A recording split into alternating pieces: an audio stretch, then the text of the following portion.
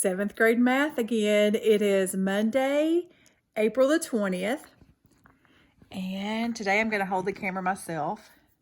Okay, this section, and you'll find out much of this week, is a review of proportional reasoning, which is very important in 7th grade. So the first one is a diagram.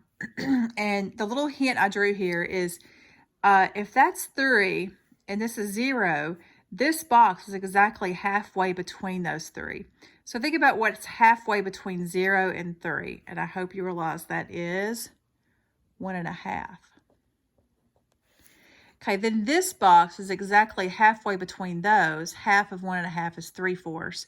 So if I want to find out what this box is, it would be 3/4 more than that. So think about a half, 1.5. Add 3/4 more. That would give you 2 1/4. And if you add 3/4 more, that would give you 3. And if you add 3/4 more, that would give you 3 3/4. So now we have equal intervals. They're all 3/4. Okay, at the bottom, much easier to make your intervals the same. Skip of 1, another 1 would make this 3, and another 1 would make that 4. So I did this problem without even reading the problem. So let me go back and read the problem. Josie is making pizza dough. Complete the double number line by filling in the missing values, then write an equation that models the relationship between the total cups of flour C and the number of batches N. So cups of flour would be C. Okay, so in a proportional relationship, it's always some number times the other variable, and it says the other variable is an N. So if you look at the relationship between cups of flour and batches, the easiest way to find the relationship is to look at 1. When you have 1 cup of flour, there is 3/4 cups of flour. So 3/4 times 1. If you have 2 batches, it would be twice as much. 3 batches would be 3 times as much. 4 batches would be 4 times as much of that. So that is your equation. All right, number 2. A little bit easier, no fractions. Equal intervals across the bottom, 1, 2, 3, 4, 5. Equal intervals at the top. If 2 is $11, if 2 pairs of socks cost $11, then 1 pair would have to be half of that, which is $5.50. And I didn't read the problem once again. I'm bad about doing the problems before I read. Lily bought each of her friends a pair of colorful socks that cost $5.50. Oh, right there it is.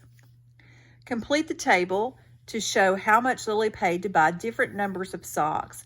Then write an equation that shows the total cost C for P pairs of socks.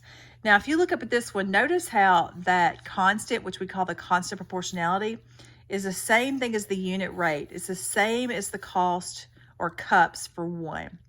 So if you can figure out how much it is for 1, we already have it, that's going to be your relationship. That means $5.50 per pair of socks for each pair of socks. This one means 3 cups of flour per batch.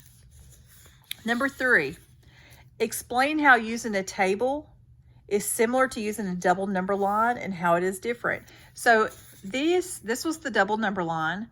This was the table. So tell how those two things are similar and how those two are different.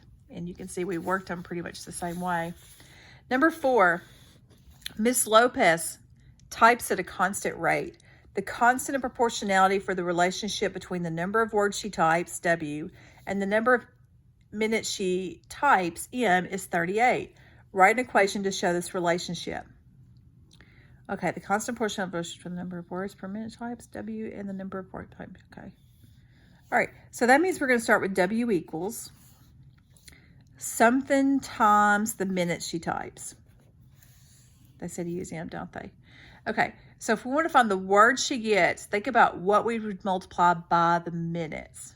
So for example, if she typed for 1 minute, what would she multiply by that?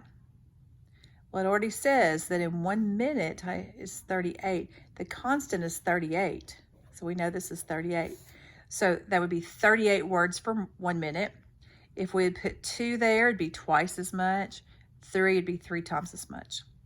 Okay, so that's it for day 1.